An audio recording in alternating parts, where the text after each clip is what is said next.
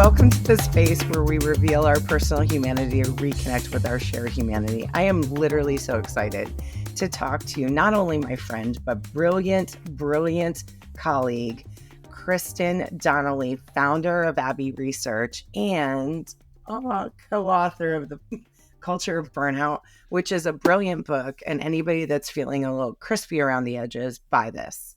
Because everybody's experiencing it. Kristen, welcome to Human. Thank you for being here. Oh my gosh, thank you for asking me. This is a delight. I know. I'm so excited. Okay, so talk to me about what happened to have you found Abbey Research? What was the defining moment that triggered that? The short answer is I earned my PhD and knew I didn't want to be in academia. And I wanted to take all of that training that I had for 15 years in research, question asking, writing, analysis of people in particular, and figure out a way to then help other people with it. And one of the things that drives me particularly crazy about higher ed is that there's really brilliant people producing really brilliant research that no one will ever read. And very few folks within that system are taught to create practical applications for that brilliant research. And there is such a divide between commercial enterprise and academic research in general, and in particular the social sciences, which is what my training is in. So, and I know that because the longer answer is that I am part of a family business and have been for 33 odd years.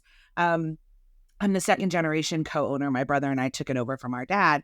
And what I have heard my whole life is that if it doesn't feed, clothe people, it's not an idea worth having. And so how do we take these ideas and make them practical? And so my training is in social work and anthropology, psychology, and sociology. And all that means is that I really, really love figuring out how people live the way they live, why they live that way, and how they all work together. So my dad and I kind of figured that would work really well to help companies figure out how to treat their employees better, which then makes them more money. But the most important thing is to treat their employees better. And so when I moved, I emigrated home after my doctorate, which I earned overseas, and I joined the family company and we started this division of it. And then about a year later, I hired my best friend to help me do it, which was very delightful because doing it on your own is always hard and never recommended. That's Erin. We're gonna give her a shout. So that's kind of the journey. It was a twofold thing. It was a real heart desire on me to stop creating, well, honestly, for other people to stop making money off my ideas and my labor. Yeah. And then also that I did have, and I always want to acknowledge that privilege, I did have this existing umbrella to step under and figure that all out. And I've known this story, I'll be transparent. But what I was thinking about is the word research and how since 2016, that has been bastardized and twisted. And people are like, I did my research. So could you, in a way maybe a 6-year-old could understand, explain the process as a PhD, Dr. Kristen? What does that look like? What does that require? So you might remember back in elementary school, we were all taught the scientific method. Yes. That you have a hypothesis, you conduct research to test the hypothesis, you decide if the hypothesis is true or false, then you move on from there. That's generally the way it works. That's research. You have an hypothesis, you gather data for that hypothesis, and you decide if that hypothesis is true or false. Some of the issue is not the process all the time by which these people are doing research. The process is where they're gathering the data. So we, as academics, gather data from sources that are, we use the phrase peer reviewed, but people who they're not talking out of nothing. They are coming to you with research. So you know that if they are making a statement, their conclusion is scientifically based. When you just do research based on Facebook posts, that all that is doing is gathering a group of people who probably already agree with each other and may or may not have citations and or receipts for that and kind of moving on. Research is, and I will say it's been really bad, as you use the word bastardized for the last 10 odd years. But when I look back at like some of the histories of the academy, like it's been that way for a long time. Like lots of people that will say I did my research, and I'll be really honest, academics will tell you they did their research and all they did was talk to their friends. So it's a fluid word in that way. And so when the best way I can help you understand it is that everyone is curious, and that's wonderful. You should always chase curiosity. You should always be willing that you could be wrong. And if you are gathering all the data agrees with you, double check you're getting data from neutral sources. Good. Okay. Yeah, that's, I mean, I think that's part of it. I mean, I also believe that critical thinking has gone out the window. Like for me, this is the way I do my research. I see something that piques my curiosity, and then I'll go to the original source. So like, for instance, if a New York Times article is quoting the World Health Organization, I'll go find that press release to make sure that, again, they're not taking things out of context. Because what I've found, at least with your research and other PhDs that I work with and our colleagues, is there's a lot of nuance and context that is often missed by pulling a headline from Facebook. The thing that's always important to remember is that people make money off your fear. And that's the driving force of so much of information right now, is that people make money off making you afraid of something. Our book has more citations in it than my doctorate does, because we were even more careful here to make sure that everything was covered, because we wanted the context.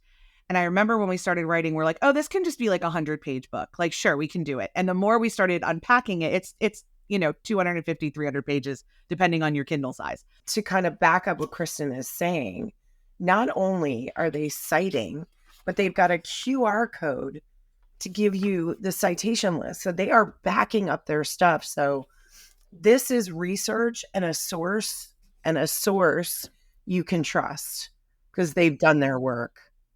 We certainly did the work, and we hope you can trust us for sure. And that's the difference, I think, in some ways. I don't know. I was just reading a book that was published supposedly by an academic press about the history of music fandom in the UK. There is not a single citation. She quotes people all the time. She'll quote books. She'll quote everything. There's not a single citation.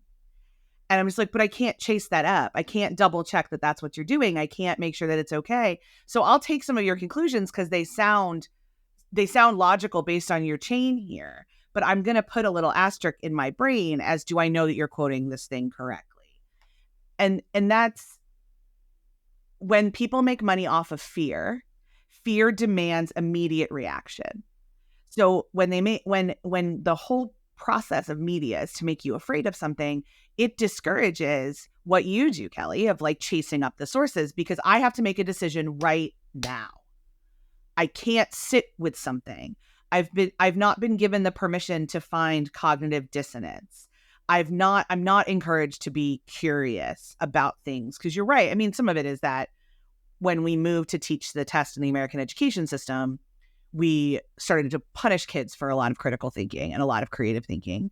And some of it is that the more we consume news via headlines instead of news via content, the more we are programmed to simply react out of fear. I've told this story many times, but I started my career as an associate producer at WPTV in West Palm Beach, it's the NBC affiliate.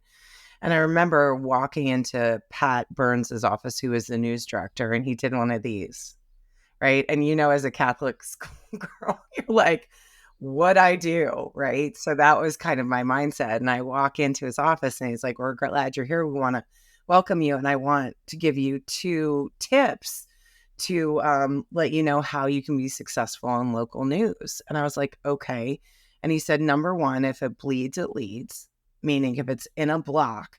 So just for context, a news block is the news, and then the block ends when the commercials start running, right? So bleeds, it leads. The second one is we need to scare our viewers enough So they'll stay for the 5, 5:30, and 6 o'clock broadcasts. And if we can roll them into 11:30 at night, we've done our job. And it was at that moment that I was like, nope. And I also, and I would love to hear your thoughts about this, and then we'll pivot into leadership questions, is follow the money. Oh gosh, always. Like, we were talking with our producer, Taylor, who's on too, that I did a stint of 11 years at Clear Channel, now iHeartMedia. And they were traded on the New York Stock Exchange, a publicly traded company owned by 3 white men out of San Antonio, Texas. And what you need to do is look at who the major shareholders are or the major advertisers, because even though they say it's church and state between sales and programming, it's not. It's not. It's driven by advertising dollars. Great example is like literally happening right now as you and I talk. There's an ice hockey team named the Arizona Coyotes were just abruptly sold and moved to Salt Lake City, Utah, and like 2 weeks ago.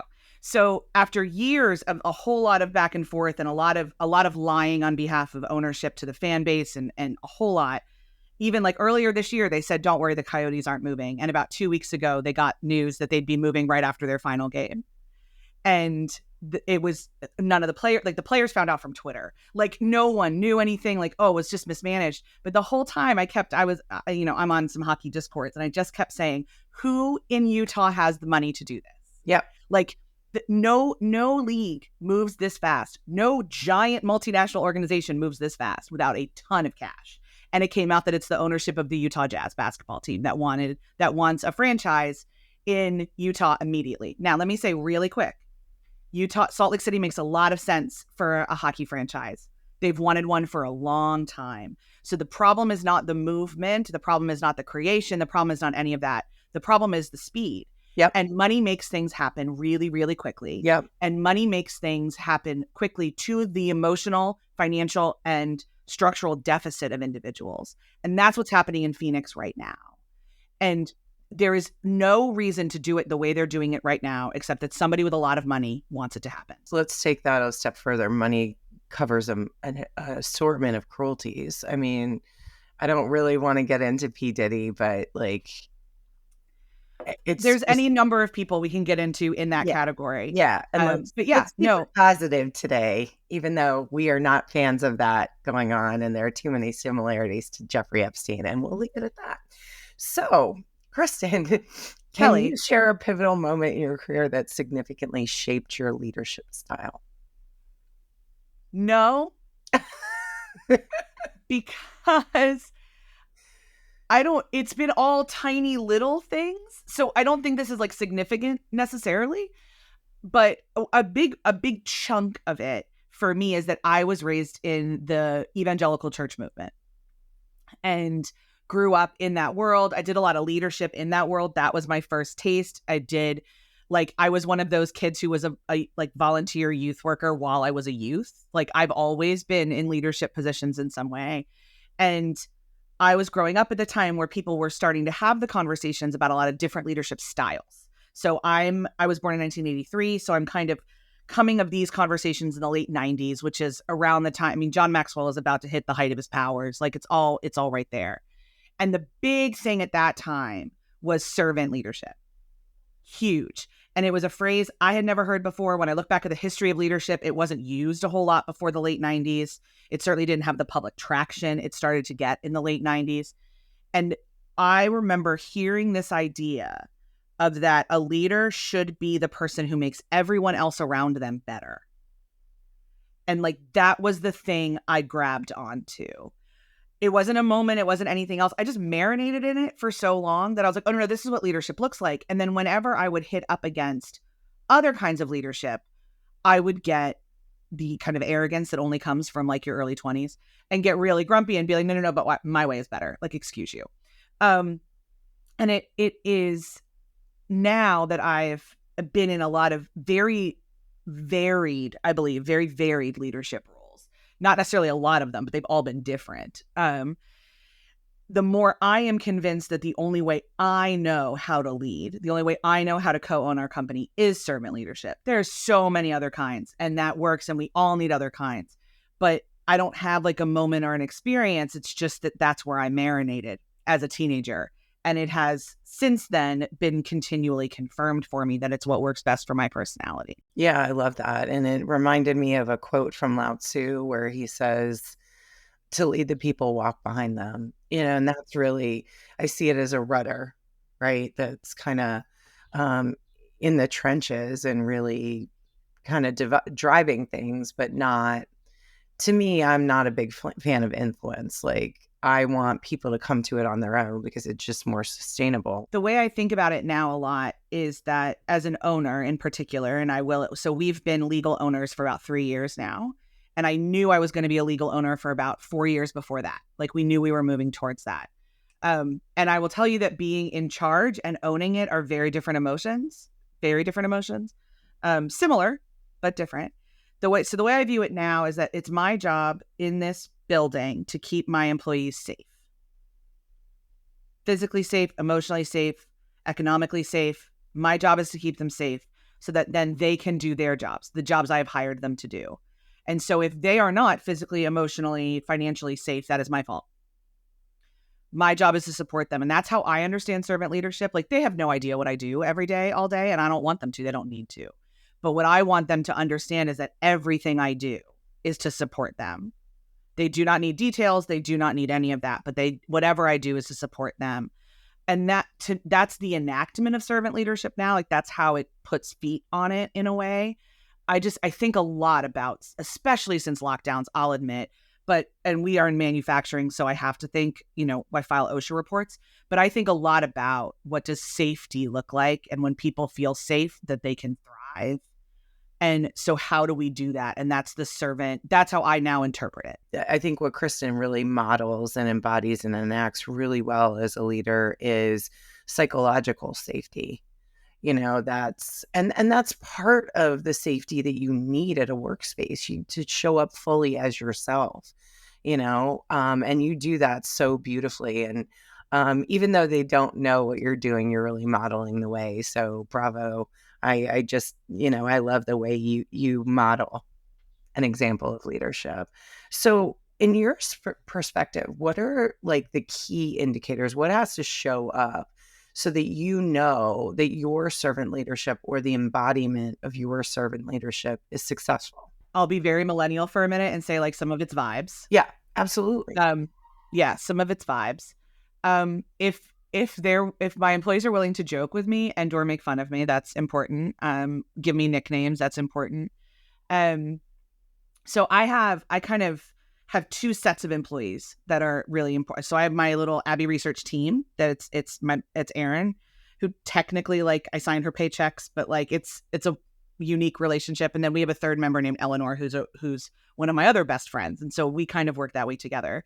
And so the way I know that I've created safety for them is like that they'll pop in the Slack that they're taking like a mental health day, or like, hey, something's really bad, can you take this meeting for me? Or things like that, where they don't have any even breath of a thought that I would be punitive about them doing that, that there would be anything like that. The manufacturing employees who I share with my brother, and he does a lot more of the day-to-day management of that particular side of things, lots more. And so I know the way he creates, I can tell he is creating safety. They are willing to come to him with frustrations about other employees instead of just talking to each other or about each other. And that they expect that if he can't fix it, he will address it. And same with, like, I'm just physically not in the building a lot. I travel a lot. But if I'm here and something happens, that also occurs. We get to know some of their personal lives. That's their choice. We don't ever assume. But we had a employee a couple months ago with a family crisis out of state. And, she has said, like, we, told her to take as long as she needed, figured out how to help her get down there financially, because it was, a big financial jump to get to where she needed to go, and that she knew her job was waiting for her. And that wasn't a question. Like, there's just no way that we would have ever punished her for her family member being sick. I think, yeah, we had a couple employees a while ago. They've since moved on to other roles, which is amazing. I love it when people move on to better pastures from us. But like, they were both fired from bigger companies like while they were on mat leave. And I remember the Mat first leave is time maternity leave for maternity anybody who leave, sorry, doesn't yeah. know. The first time they got pregnant after, like, with us, they were both terrified and like just kept saying like, whatever you want to give me, whatever you want to do, it's totally fine. I was like, And I wasn't fully with the company at the time. I was just talking to my dad on the phone. He goes, so what do I do? I was like, just ask them what they want. He goes, they're not telling me what they want because they're so terrified. I was like, well then, oh my gosh. Like, it didn't even occur to me that it would be that terrifying, but I can see from their perspective that like they're assuming we're going to behave the same way. And so then it just became a negotiation. Like, here is what we think can happen in our framework. How does that feel for you? Kind of thing. And it was the way, listening to how they talk about the difference between how we handled their pregnancies and how past people handle their pregnancies is another indicator that I have that we're doing our job. I mean, that's clear, and what it reminds me of is I'm reading this book that my mentee recommended, because I'll be real, I am not great at rest, and I'm trying to and you know that about me, I'm type A, shocking. But she says, Trisha, it's a great book. It's called Rest is Resistance by Trisha Hersey. She founded the NAP ministry, and she was talking about how rest and the workplace that's driven by capitalism, again, I know you're shocked, started in the fields of the plantations. And she was talking either about something she read or a relative who was an enslaved male who had a head wound that they sent back out into the fields. Fast forward to her, Trisha, working in corporate and she got into a car accident that ended up her in the hospital emergency room with a pinched nerve. And her boss called her and was like, yeah, but can you muster up the strength to come in? And I was like, do we not see that this is a fundamental problem with our society? It goes farther back even than the plantations, because she's totally right. Like, that's where a lot of it started. But there's this other piece of it where we decided a long, long time ago, like when the Puritans came over in the 1600s, that hard work is a moral value. Like, you are only a good person if you work really hard. And then, I mean, the plantation systems translated that where it's like, I worked really hard for 2 days when I was 4, and now I can enslave people, and that's working really hard. So like, there's a lot of mispermutations in that phrase, but there's still the fundamental difference. I mean, like, and Bezos will tell you that he works really hard. Like, yeah. But if you're not a hard worker, you're not a good person. Yeah. And so then what you fast forward that to corporate, and asking for time off means you're lazy, which means you're bad. Oh yeah. Oh yeah. And we've structured everything where we only want to work with good people and we want to fire bad people. So when you ask that kind of question, what he's not asking if she's hurt, he's asking if she's a good person. I was in San Diego, let's see, the 17th of March through the 20th. And I came back the 20th at like 5:00. The next day around, I'd say 7:00. So 21st, I start getting this dry cough. Like, what the heck's that? Ended up sleeping all weekend, like 16 hours. I'm like, this isn't going away. So I go in, and my primary care is starting her own wellness center. So it's not open to June 1st. And I was like, of course. So urgent care tests me and they're like, well, we'll swab you for flu, strep, and COVID. And I was like, well, it's not flu or COVID because I'm vaccinated and boosted. And he goes, do you want me to show you the results? And I said, no, I went through the pandemic, never got it. So it was like a badge of honor. Fast forward, I clear my day Tuesday, which you know me. And my team was like, wait, what's going on? You don't ever clear your day. What's that about? And I rested that Tuesday, but the whole time I felt guilty. I felt wrong. I felt, and I only took that one day off. One day with, and I think your point is it's not just, something we talk about. It is infused in our DNA and has been reinforced generation after generation. And thank God for millennials and Gen Zs, because y'all are like, nope, that's not working. So thank you for that. And sorry for messing up the world. And please let us know how we can help you, because I'm a member of Gen X. But I'm curious because, talking about the mat leave and what you all did, which doesn't surprise me in the least. Because Roger, your dad, is like really, he's a great leader too. But how do you approach conflict resolution within your organization? Stories. That's how we approach it. Stories. So when something happens, Okay. first of all, if it's very heated emotions or physical violence is possible, people are removed from each other to calm down Okay. immediately. Okay. If somebody throws a punch, if there's physical violence, that person is sent home immediately that day. Okay. So if there is that kind of level of escalation, it is immediately handled in very, very clear-cut ways. Because again, safety is paramount at all times.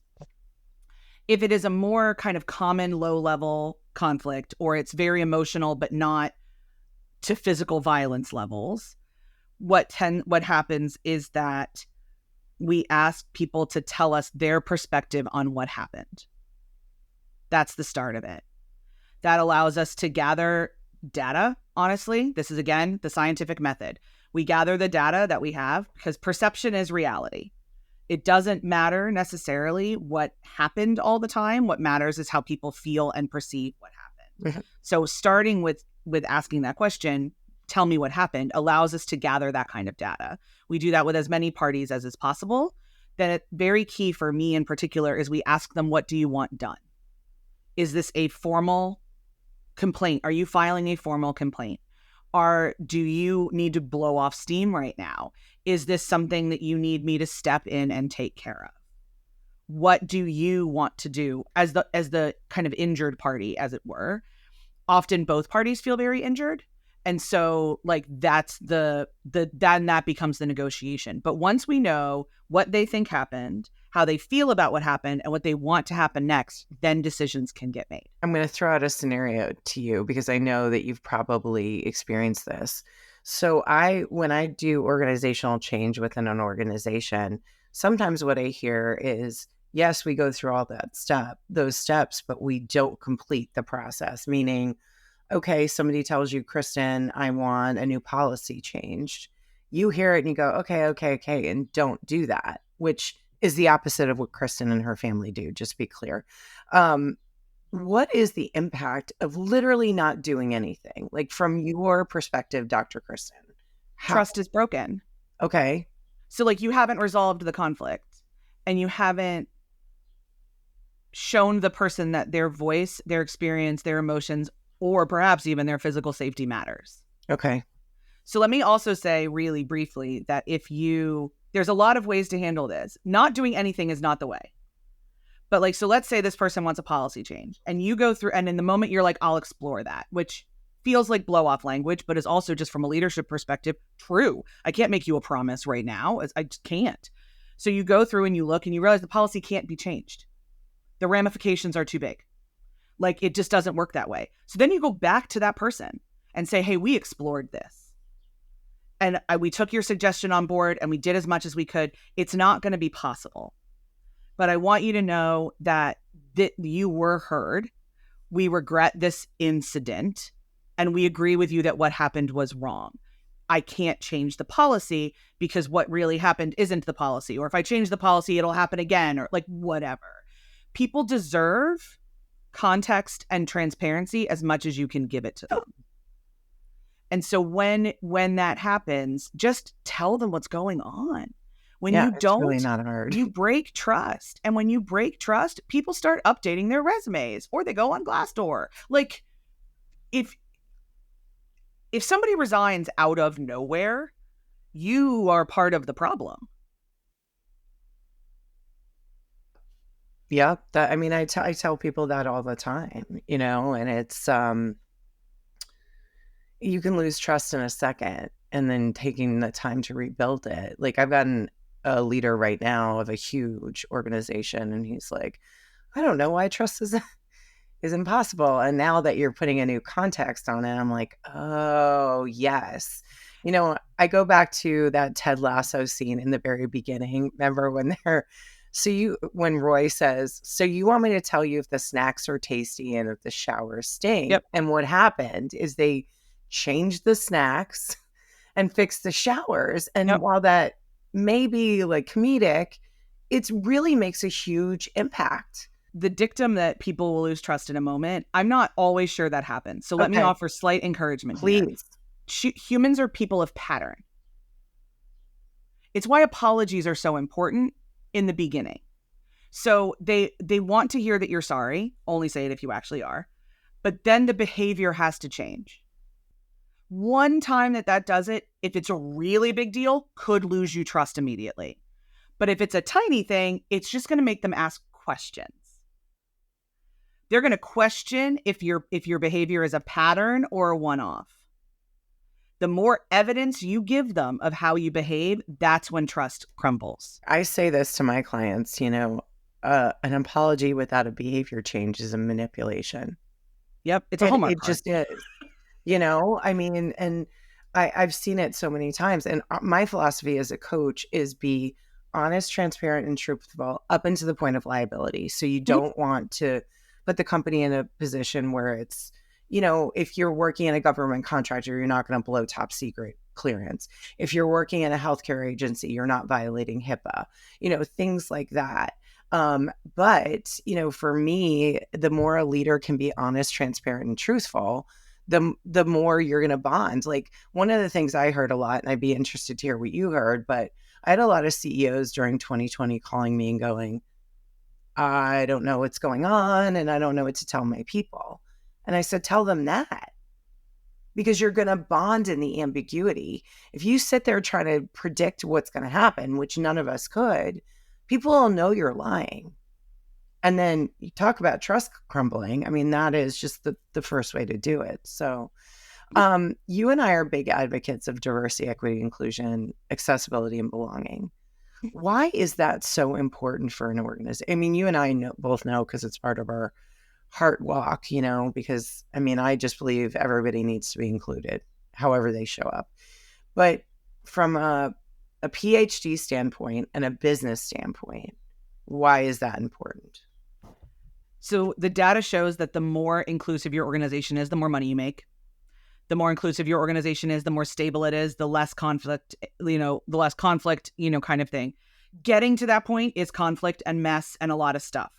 So I get frustrated when like CNBC headlines are like, hire a new board. That's not going to do it. Like there's work around that there.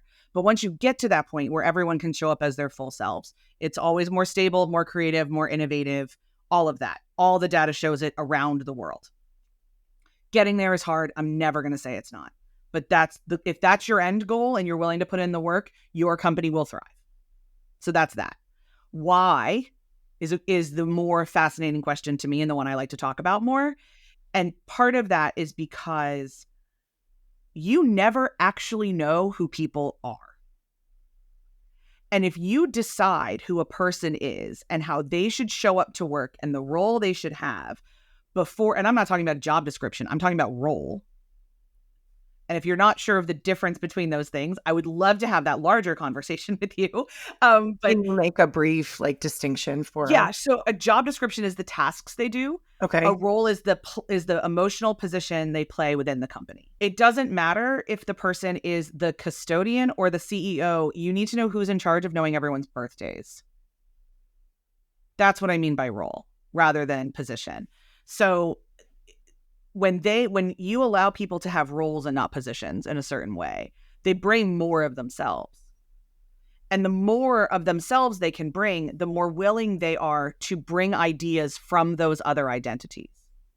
So I was in academia for years. When I was in ministry. I am now in rooms with manufacturing, often the girl in the room. Yeah. Singular. Yeah. And a couple things all happen within a pattern. If I speak my mind, that doesn't go well all the time.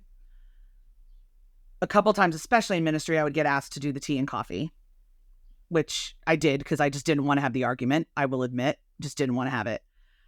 And then sometime, but always at some point in the meeting, somebody would say, as a woman, will you?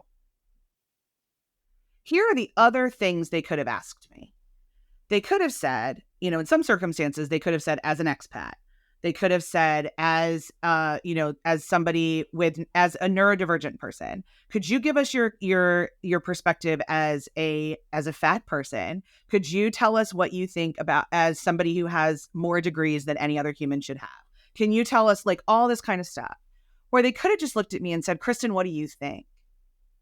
And if in that conversation, in that meeting, it had been communicated clearly that I was allowed to be who I was supposed to be in that meeting, I could have brought up any of it.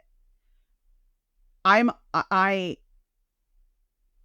will say, when we say things like bring your full self to work, and that doesn't resonate with you, listener, and you don't understand what we mean, my guess is going to be that every room you walk into, you are welcomed and safe, or the majority of them are. And that there's not pieces of your life that other people question or would feel weird asking you about. That's not the case for a lot of other people. And so it's the same. Like I have a friend who uses a wheelchair, and she is always the disabled woman in the room.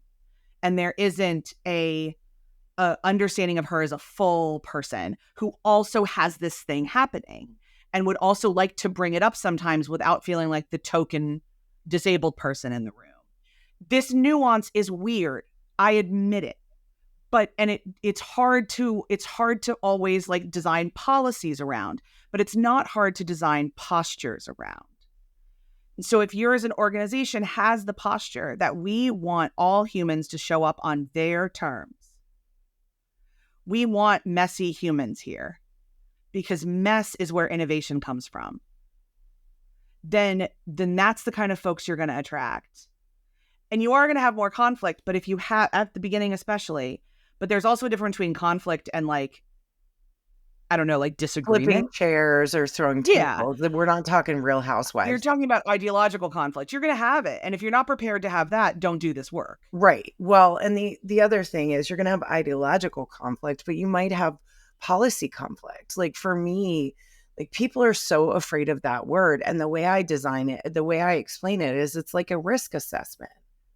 Like, don't you want to know if you're walking through a field of landmines, and wouldn't you want to know where they are? Like, that's what conflict does. And, as long as there are agreements made, like we're not going to get personal, we're not going to use violent language, we're going to, agree to disagree if we need to, we're going to attack the information, not the people. Conflict is really very productive. And like Kristen is talking about with all kinds of safety, if you've created that environment and people are having conflict and able to walk away, still respect each other and do their jobs, you've done it. And I want to say that when Kristen was talking about being the only in the room, which has happened to me many, many, many times, and I was smiling and laughing, it's because it's happened to me. It's not I'm laughing at her, and it's it's so interesting, the questions that get thrown at me or resistance. And I will literally go, would you ask a man that? Or would you say, like I had somebody say to me recently, when we were kicking off a strategic plan, don't talk to me like I'm a first grader. And I was like, we aren't. We're just conveying the information. And he said, you're pandering. And I was like, why are you, first of all, categorizing me as a first grade teacher? Number one. Number two, I don't have a tone. I'm just very flat. Like, it's not about me. It's really about what's going on with you. For sure. So yeah, it's interesting. It's very interesting. And I often think about you in those rooms and wrap you in a lot of light and love. So I'm just really curious and you may say that, you had a bunch along the way, which I have, but what's a mistake that you made in leadership that, that you learned from and helped you pivot? I assume way too many things. And I think I know somebody and I will make decisions about how I'm going to handle something based on who I think they are. Sometimes that's fine because I do know the person, or it's a thing that has already happened and this has been how they've reacted in the past. And I can make some tentative plans and I can do that. But more often than not, it absolutely bites me in the butt. Like, we tell our clients all the time to ask more questions and make less assumptions. That's the baseline of our company. And I fail at it on a regular basis. And so much of it is expediency. I want the decision quickly, and they might not be able to provide the information or meet with me or whatnot. And I will sacrifice excellence for expediency far too often, especially when it comes to people. Never when it comes to a product, but definitely when it comes to people. So I have to remind myself and teach myself that routinely. And for a whole host of reasons, I'm really grateful that I keep getting the trust to make that mistake. And I'm really, really, really grateful for it. But especially in circumstances where people make a lot of assumptions about me. And it's my job to clearly communicate exactly who I am and how I'm going to respond and how I see the world, and what that kind of looks like, so that they can also make intelligent decisions about how to interact with me. Mm-hmm. And yeah, we traffic in assumptions far too much. That's my real sin. And just a little tip, the way I do it is slow it down. Even if I have a head of a pin kind of doubt, I'll say, Kristen, I know what that means in my mind. Can you bring me to the situation and give me the context and nuance so I can understand it? And I'm good at doing it when they're in front of me, because that's the social work training. Like, I can do that. What I'm really bad at is when they're not there and I'm trying to solve the problem at 3 a.m. and then I decide what they're going to do. That's my real issue. I'm much better if they're in front of me. I know. Listen, I hear you. I hear you. So are you okay with some rapid fire questions? Absolutely. Okay. So what's your favorite comfort food? Salmon poke bowls. Okay. Is there a place you like to frequent? Yeah, it's a chain, but there's a Poke Brothers by my house and they make it exactly how I like it. Nice, nice. Is there, tell me how they make it. Sushi rice. Okay. And then salmon, sushi rice, edamame, seaweed salad, salmon and yellowfin tuna, raw tuna, wasabi sauce, and masago. That's how I like it done. That sounds delicious. So go Poke Brothers. Awesome. Okay. What books are on your nightstand? Almost entirely romance. And then a couple nonfiction. We're working on our next book. Okay. So nonfiction, I'm reading. I'm going to turn my head to look for the title. Okay. I'm reading there we go. It's a book called Beauty Sick, about the process of how the marketing of the beauty industry shapes how people think about themselves. So specifically, I believe it's specifically like in the 90s, looking at that. So I just started it yesterday. So that's that. And then, everything on my personal nightstand is, everything on my personal Kindle is all I read for fun is romance. Do you have a favorite author for romance? The one I would recommend if you've never read a romance novel, Nora Roberts, is a really good place to start. She's the queen. Historically, I still love Julia Quinn. If she wrote the Bridgerton series. And then modern wise, my two favorite are Serena Bowen and Rachel Reed. Nice. Okay. All right. Get some romance in your life. Yeah. So what songs are on your playlist? Noah Kahan is a big one right now. I'm listening to Stick Season on repeat. And then in about 12 hours, Taylor Swift's new album will come out, and that will become my life. Are you a Swiftie? Total Swiftie. Total Swiftie. Okay, so I'm a toe in, toe out Swiftie. And I don't even believe I earned the title. I'm afraid to even say that. But I will tell you, I love her. I love Beyonce, but I look at them from business perspectives. They're geniuses. Yeah, that decision to go direct to AMC was genius, right? Okay. And I'm not a Swiftie in that I don't do the deep dives into all the Easter eggs and anything else like that. But I went to the Eras tour. One of the best nights of my life. I listened to her a lot. So I'm a Swiftie in that way. I'm not a Swiftie in the way that creeps anybody out, I promise. Yeah, like I'm not adding numbers and doing all of that. No, that when that kind of happens, Aaron and I will text each other and be like, please just go outside and take a deep breath, guys. You're going to be okay. Please go touch grass. You're going to be okay. Yeah, but I think the reason why so many people resonate with her and resonate with Beyonce is they give our inner world as humans voices. Like, 100%. I think that's the musicians that you resonate with, full stop, do that. Yeah. Like, speaking of Noah Kahan, there's like one of his songs has the line, "The doc told me to travel, but there's COVID on the plane." And Aaron and I have had so many conversations about how that's the first song we can think of that captures 2020 and 2021 in a line. And like, that is, there's COVID on the plane. I can't get on the plane. That's where COVID lives. Like, we resonate with that so much. So like when that line comes up, when it's on my Spotify and I'm driving down the road, like the emotions that come with screaming that line and the memories and what it looks like.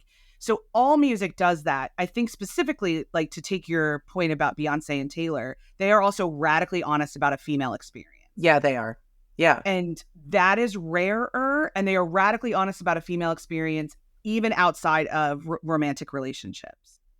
And that, like, my favorite Taylor song is "The Man," which is on the album Lover, that talks about how hard it is to be a woman. It is literally impossible to be a woman in song form. Mm-hmm. And she has a line in that says, "When everyone believes you, what's that like?" Yes. I mean, every time that hits me, because, I'm a survivor of sexual assault. So like, still to this day, people don't believe me, and it's a trigger. But, the other one I like is "Mad Woman," where she's talking about every time you call me crazy, it makes me crazy. And like, I've been labeled that too. So like, even as I'm talking about it, I'm getting chills. But okay, what are you most grateful for in this moment right now? My family. Yeah. Always and forever. Both the one I was born into and the one I've chosen. My family. And hopefully I'm part of that. Absolutely. So, all right. If somebody wants to connect with your and Aaron's genius and about the book, about work, about the next book, how do we get in touch with you? The simplest way is cultureofburnout.com. That's the book. Like, that's it. And it'll have all of our links on there. Our company is Abbey Research. It's spelled with an EY at the end of Abbey, ABBEY Research. My name is Kristen Donnelly. You can find me on LinkedIn. We're kind of all over the place. But the fastest way to find the most information about us is cultureofburnout.com. Okay. And it's an amazing book. Make sure you go Thank you. it.